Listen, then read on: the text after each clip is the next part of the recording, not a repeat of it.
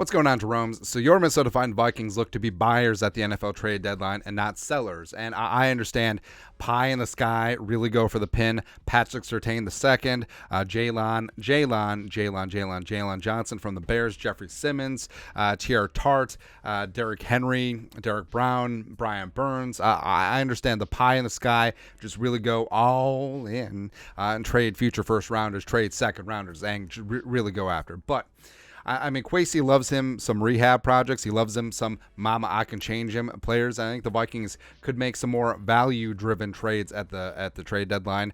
So here are 5 value trade deadline targets for the Vikings beyond T.R. Tart, which I feel like that one's going to happen. Anyways, 5 other ones besides Tennessee Titans defensive tackle T.R. Tart. Number 1. Patriots outside linebacker Josh Uchih. So former Michigan Wolverine, second rounder in 2020, had a phenomenal 2022 season, 56 pressures and 11.5 sacks last season. Looked like he was about to get paid, but had issues, had a couple injuries this season, and sort of stumbling out of the gate. And it doesn't seem like the Patriots have a big-time interest in extending him long-term. And Uchih obviously has a ton of ability, plays in a Flores-adjacent type scheme still in New England, and I think that he basically Davenport's a wash. Like, he's going to walk after the season, then he's going to give number 0 over to Ivan Pace Jr., and for that we thank you. But the Vikings, things are up in the air with Daniil, right? So I say pay Daniil, but Kwesi and Kevin O'Connell and the ownership could let him walk in free agency. Remember, they can't franchise tag him.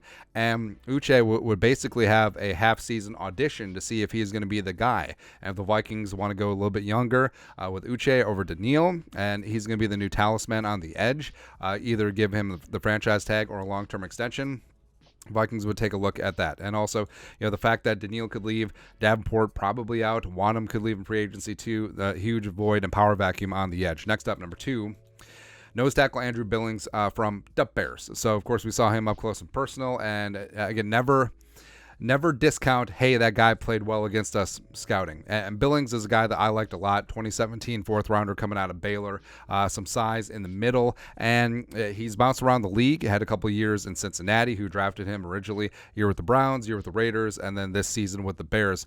13 pressures this season, but that's not really the hallmark of his game. It's about stopping the run. A 72.3 PFF run defense grade last year for the Raiders, who were not great up front, but 11 tackles, 8 solo stops this year. I think that Billings, again, would complete the trifecta of Kwesi making trades in division. He's already done it with the Packers. He's already done it with the Lions, and now do it with Ryan Poles and the Bears. Why not? Just come on over, baby. Add some size. We have the meats along the defensive line. Next up, value trade target number 3.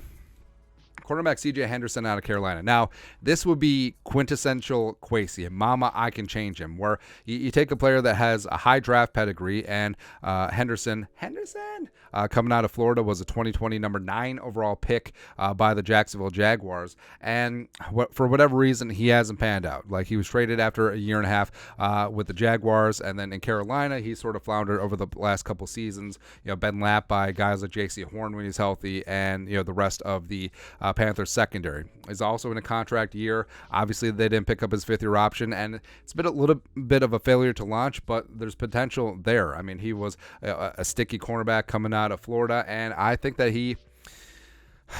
I think he has diamond in the rough potential, and obviously, so trade compensation, Uchih, I think, probably would be like a 3rd or 4th rounder if the Patriots are indeed going to have a fire sale after they get blown out by the Dolphins this weekend. Then Billings would be cheap. Henderson would be maybe one of those 2027 like 6th round draft pick swap, or 6 for a 7th or something like that. There you go. Next up, number 4, stick in the secondary, because I think the Vikings either go cornerback or defensive line. Maybe edge rusher in terms of at the trade deadline. But Shawn Murphy-Bunting with the Tennessee Titans, who are basically just getting rid of everyone, which is perfectly fine. Now, I liked Shawn Murphy-Bunting a lot when he was in the draft in 2019, coming out of Central Michigan. I thought that he had a lot of game to him, and he was a 2nd rounder by the Bucks. And then he signed with Tennessee in free agency. The Vikings reportedly had some interest in SMB, but he went to Nashville, 1-year deal, and the bulk of his 1-year, $3.5 million deal deal was in signing bonus. So cap-wise, the Vikings would only inherit about $500,000 for that. We thank you. And he's a long, lengthy press corner, 75.7 PFF grade this season. Being dinged up a little bit too. Had an interception, 2 passes broken up.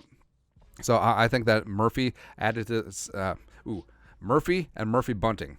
There we go. Added to the secondary would make a lot of sense, and frankly wouldn't cost the Vikings a lot to acquire him. Lastly, value trade target number 5, running back Rashad Penny. Now, before you boo this, your boos mean nothing to me. I've seen what make you people cheer. Anyways, but Rashad Penny, remember, he was a first-round pick by the Seattle Seahawks back in the day, and it was him. It was not DeAndre Swift. It was Rashad Penny signing with the Eagles. That was supposed to be the big-time free agent move this offseason. But, DeAndre Swift has taken over that role. They still got Gainwell, and Boston Scott is always going to have a role for whatever reason. And Rashad Penny is basically just been a healthy scratch, right? But when he's healthy, and it's a big question mark. But when the pride of San Diego State is healthy, he racks up and stacks up 5.7 yards per carry, 13 touchdowns, has a good nose for the end zone, which the Vikings have 0 rushing touchdowns this season. Solid pass protector as well. And the Vikings, could use a basher up front. Where 7.22 RAS, 4.46 40 at 5'11", 220 is impressive. So made him a first-round pick. And even though he's 27, he's got extremely low mileage on him. He's making the league minimum. Wouldn't cost a lot in trade. And, Kwesi and Howie have already done the Jalen Reagor deal. Why not take another shot? Again, all these picks are like all up there in terms of what Kwesi wants to do, especially with Henderson and Penny. Mama, I can change him. Former first-round picks that haven't panned out. And Penny added to the mix with Madison and Akers and Chandler, I actually think would make a little bit of sense in terms of trying to amp up that running game and get it to as good as the run blocking. Allegedly, according to the analytics. But that's it. That's at 5 value trade targets besides Titans defensive tackle T.R. Tart that the Vikings should look at the trade deadline as it comes rolling up on Tuesday. Let us know your thoughts and our thoughts in the comment section below. Subscribe for daily Vikings takes. Want to support the work? Put a little something in the Venmo. But next time, Skol, production value.